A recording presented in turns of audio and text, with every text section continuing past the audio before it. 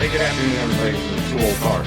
My name is Chuck. I'm living. I'm feeling a hell of a lot better today than I had last week, even though I don't have my tooth in. But who gives a crap, right? Right.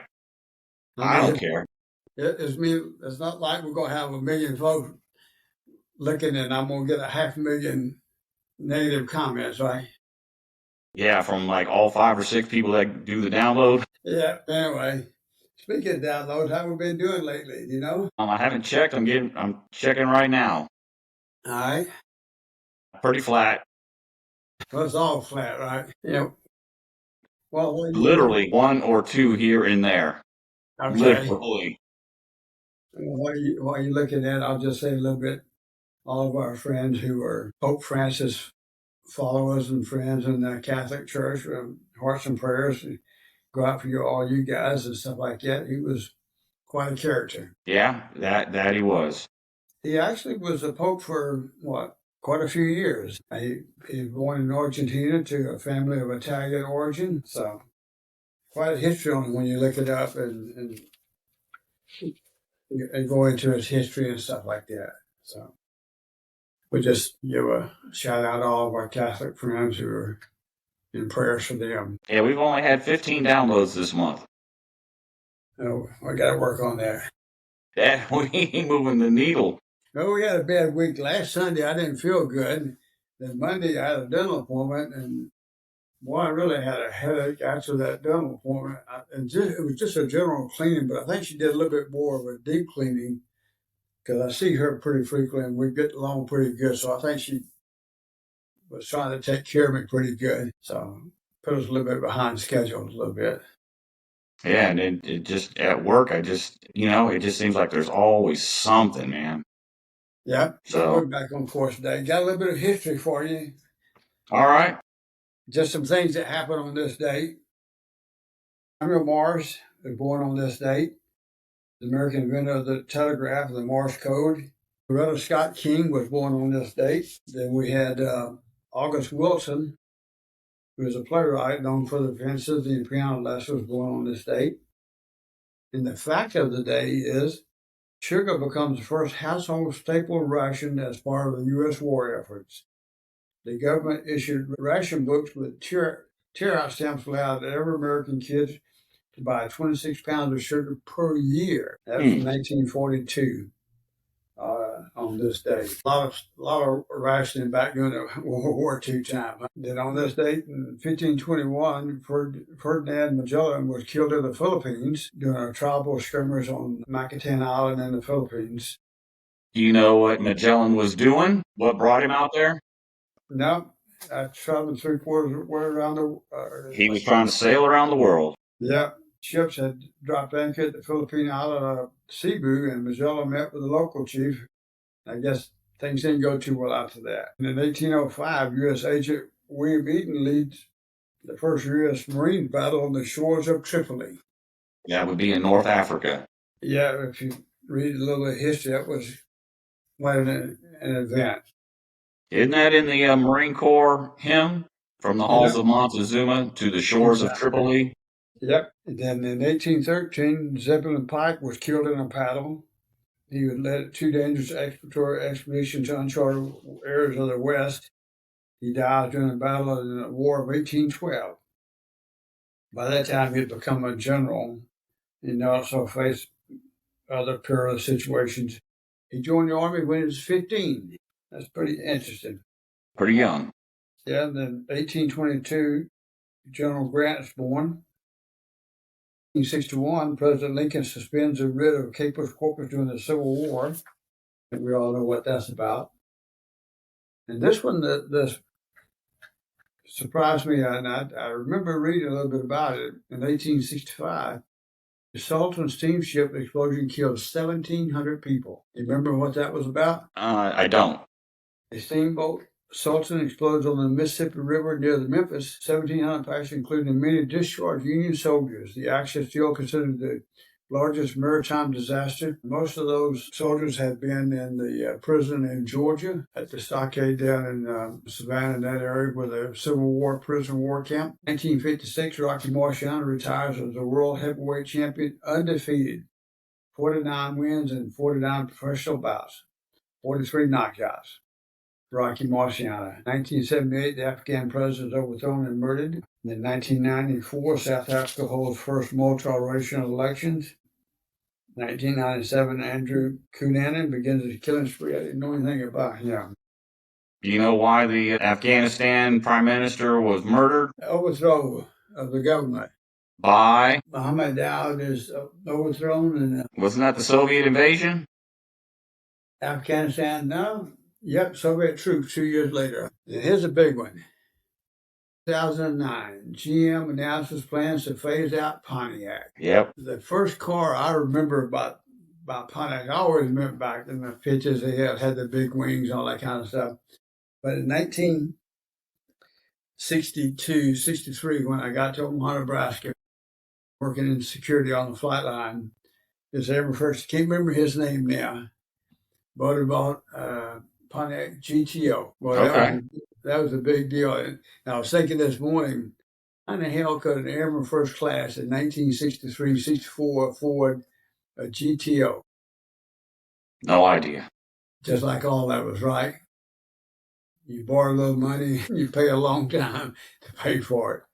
Or you work hard and save your money and make a down payment and then finance the rest of it, right? So, but I thought that was pretty neat. I don't remember. They still making Pontiac. Nope. Not anymore. So that's a little bit of history. And I got some history. All right, what you got? On Today in History, I can't believe you didn't mention this. Today is the day that chaos erupted at the Chernobyl nuclear power plant in Ukraine. Yep. It was the night before one of the reactors exploded, and it sent radiation all across Europe. But today was the day when the panic began because the Soviet Union quietly evacuated over 100,000 people from the town of Pripyat, which was too late for many. Because at that time, it was Russian. Yeah, they were Russians. Interesting. I get those things every morning about, history, and it's interesting to read about those kind of things. So reactor from the 26th and the 27th, the reactor number 4 exploded during a late night safety test, and by dawn on this day, radiation levels were skyrocketing. And like I said, the Soviets evacuated 100,000 people, but they still hadn't told the world what was going on. So obviously there was a cover-up because, it's the Soviets, but most any country probably would have covered it up. The Soviets didn't admit what had happened publicly for at least 48 hours, as radiation was silently and undetectedly spreading across Europe. And the first outside detection was conducted or found by scientists in Sweden who noticed radiation, not the Soviets. So here's the twist. Chernobyl didn't just poison the land, it also poisoned our distrust in our governments, or at least in government as a whole. The fallout changed how countries handle disasters and transparency as well as environmental policy, which then fueled a global anti-nuclear movement, and it also reshaped Europe's energy grids, which, we're having problems with today because of what's going on with Russia and Ukraine, and most of Europe because Germany is shutting down all of their nuclear power plants right now as a part of the Chernobyl fear. But guess what? All of Europe is getting all of their natural gas from what country? Russia, exactly. That's the twist of history that I really want us to delve into as we go on down with the podcast for the onesie-twosie people that choose to listen. There's always a twist in there somewhere. Yep. So every time you hear the debates about green energy and nuclear safety, you're hearing the echoes of Chernobyl. But nuclear power is the cleanest of all of the energy sources. But yet, after just that one, we had that one in New York, right? That had the... you talking about 3 Mile Island? Yeah. Yeah, that was in the 70s. Yeah, but that was also a cover-up as well. Yeah. Good things that could have been good things to help help all of us, especially in the environment and those things, because we didn't do our due diligence with those things. It probably hurt us more than it helped us. So, as part of this history and the twist, I've come up with a tagline that we can use. The past isn't over. It's just waiting for you to finish reading it. That's true. And another thing, today in history, we're going to go way, way back in time to April 27th, 4977 BC. Supposedly, that was the day that the universe was born. Or at least that's what the famous German astronomer Johann Kepler had calculated. Yep. One of 4977 BC. Yeah, when the universe was born, according to Johann Kepler. He was a 17th century astronomer, mathematician, and a mystic. He was best known for discovering the laws of planetary motion, which is how the planets orbit around the sun, which laid the groundwork for Newton and modern astrophysics. But in 1600, he used the Bible and some astrological charts to calculate that the universe was created on April 27th, 4977 BC. I'm not joking. That's what he thought based on science at the time. But here's the twist. We all know that the universe is about 13.8 billion years old based on modern physics and cosmology. Kepler was off about 13.8 billion years. Yeah, but think about it is, we think about all of these intelligent people didn't start this stuff then to look it into and giving us facts. What would we have now to build on to go back and look at? Yeah. So, but that's part of the rest of the story. Even though he was wildly wrong on the birthday of the universe, his genius wasn't about when things started, but it was about how things moved. Because he said the planets moved around the sun, which was controversial at the time because it contradicted what the church and everybody else was saying. They were saying that the sun and everybody else revolved around the earth. He said it was the other way around. But his work also led to us being able to discover black holes, gravitational waves, and even the Big Bang Theory. So without his early steps, you wouldn't have the Hubble Space Telescope, the Mars rovers, or even plans to go to Mars at all. Yep, and one day we will. I don't think it's too far away either. Yep, so today, whether you're looking through the stars with a telescope, or using your GPS to find the nearest coffee shop or to get routed out of traffic, it all traces back to one man who thought the universe began today, Johann Kepler. Just remember, people, past isn't over. It's just waiting for you to finish reading it. Actually, that was my first one on here, and Was Kepler? Yeah. You skipped right over him. Look at that. Universe is created according to Kepler. See that? Yep. There? See, there's another twist right there.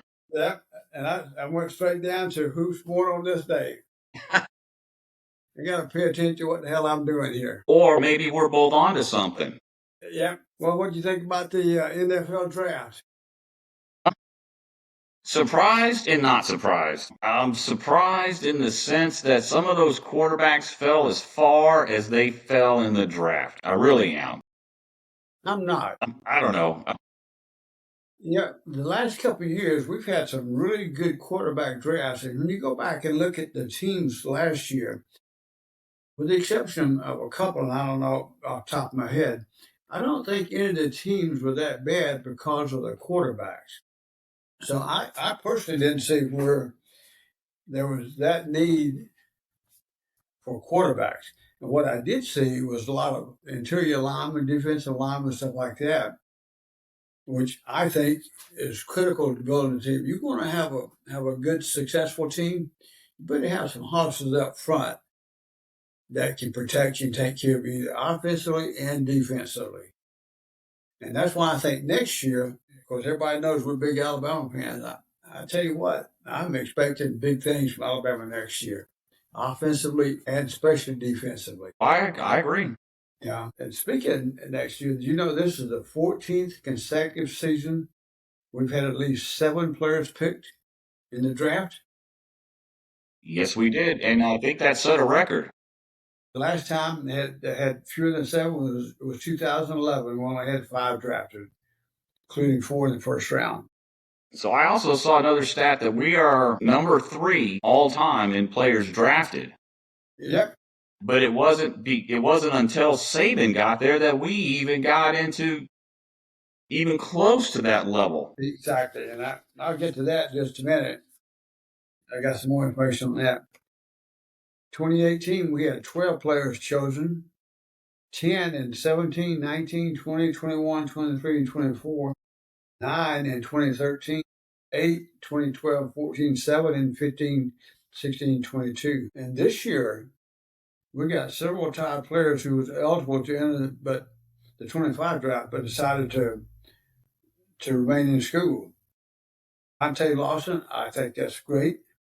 Defensive end, left tackle Overton, wide receiver Jermaine Bernard, and defensive tackle Tim Keenan. They'll be part of the 2016 classes. They're saying right now there's 15 players on this 25 roster with expiring eligibility and a really good chance of getting that next year. That and some of the other things I've read, and I see. Of course, Ohio State come in there. They were the most picks this year. I think they had 15 picks this year in the draft. Who did? Huh? Who did you say? Ohio State. Yeah, one of them players used to play for Alabama. Yep, but since 2009, we've had 140 draft picks, the most by any college football program during that span. We've had at least one defensive back drafted in the last 14 NFL drafts dating back to 2012. That's pretty significant. Mm-hmm. To me, that just tells you how important defense is. And I think Jalen Milroe's section by the Seahawks on Friday was a good deal for him. Going to give him some time. I think so. Now, I'll tell you the thing that upsets me the most is a lot of controversy on Sanders from Colorado. Everything that I read, he's a great ball player. I don't take anything away from him. But they talk about how his father hurt him and stuff like that. I think that's all just BS talk, just to make things. Just to have something to talk about. Yeah, just have a conversation. I think he's a great player, but he's like all players. You have some strong suits and you have some weak suits, and I think that's why he went later in the draft. I personally just don't see the teams that really need quarterbacks that bad. When you look at the quarterbacks that were drafted, there's about 5 that was drafted? 5 or 6, yeah. Other than Cam Ward, I don't really see where any of them were all that strong. All that spectacular? They're good players, good quarterbacks, and they will develop and they'll become good. So it'd be interesting to see how they move forward in their careers and stuff like that. But if my memory serves me correctly, how many quarterbacks in the last 20 years or so that went really high, that really made it in the draft that big, especially in the last few years? Can't remember. I love Bryce Young. But where's he at? He's a Heisman Trophy winner. Did he go to Chicago? No, that was... Yeah, but, and look at the guy from Clemson. These guys are all good, but sometimes what you do in college is not how it's going to be when you get into the NFL. Bryce went to the Carolina Panthers. Yeah. And that's probably why you haven't heard too much about him. So who's he sitting behind? Isn't he the starter? He was a starter last year, but I thought he got hurt and was... Anyway. Let's see. He had some pretty good QBRs, but and some not so good ones. Yeah. So we'll see. But it is a team sport. It is. And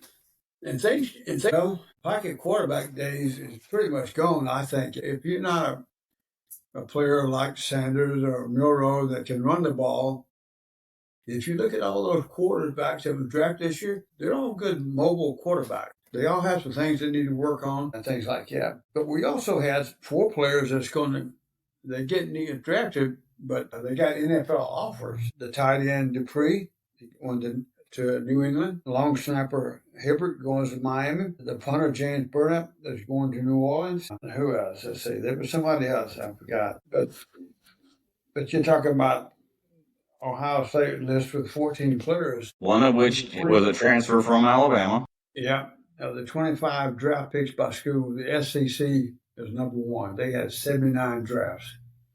Georgia with 13, Texas with 12, Ole Miss 8, Alabama 7, LSU 7, Florida 7, then the rest up. Speaking of the SEC, which college lost 0 players in the spring transfer portal? Alabama. Alabama. But we picked up 2 tight ends. But that says a lot about the program in my estimation. Absolutely. Because it means, what it means to me is that there aren't any problems going on in the locker room, problems with the coaches and the players, or conversely, the players versus the coaches in that climate. And one of the articles I read this morning, one of the players, I don't remember his name, was talking about that. And he said it's about the team. And that's another reason why I think I'm excited about what we do next year. I am too. I still think he's the right coach for the right time. People need to remember that was year 1. He stepped in behind huge shoes. Who was the guy that replaced Bear Bryant? Nobody remembers him, do they? You don't know. It was one of his proteges, but you know what? We went, 10, 12 years before we finally got a coach. 13, 14 years before we got a national championship. Yeah. And then it was 16 years before we got 15 years before we got our next. Yeah. And Gene Stallings is one of my favorite coaches.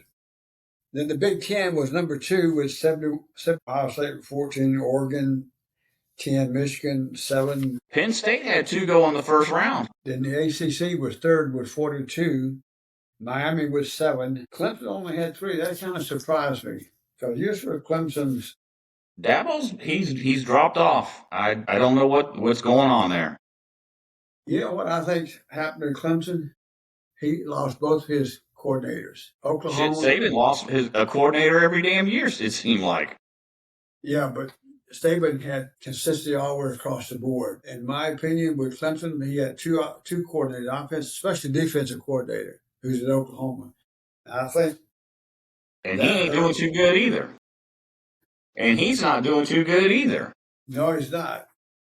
And Oklahoma only had 2 to make it in the NFL draft this year. Then let's see who else we got here. Independence was 7. Notre Dame had 6. UConn had 1. Mountain West had 6. What about the Big 12? Did they have anybody? These are the top conference. Big 10, Independent, Pac-12 had 1. Big Sky had 3. Didn't see anything about the Big 12. I'm sure they did, but unless I just overlooked it somewhere. According to mine, 29 players drafted. Travis Hunter, Dewar Sanders, McMillan from Arizona. So yeah, 29 from the Big 12. And speaking of the Big 12, what's this hat I got on right here? You what? What's this hat I have on? Texas Tech. We got a shout out to granddaughter number 4 going to Texas Tech this fall. Yep, she got accepted into that master's degree program at Texas Tech for mental health counseling. Yep. I got my sticker order to be here next week from the back of my car. All these granddaughters and daughters and daughter-in-law, all that love on the back of my car and what university they attended. So people see me driving down the road, they know where the contact is. And I'm going to tell you, yesterday they had a big fight on my hand. A big fight? What happened? We had granddaughter number 3 against granddaughter number 4 in softball. In softball? Arizona State versus Texas Tech. Oh, my goodness. Doubleheader. In Texas Tech, both of them. Of course, talking about football, UTSA had, 2 to get drafted this year? I think it was more than that. I think it was like 4 or 5. Into the NFL? Yeah. I think that coach we got at UTSA is Coach Trainer. I think he's doing a great job. He's really taking that program upwards, you know. It says only one player was drafted, Zach Frazier, by the Bears. But that's saying a lot because out of the last few years, we've had like 3 or 4 to get drafted.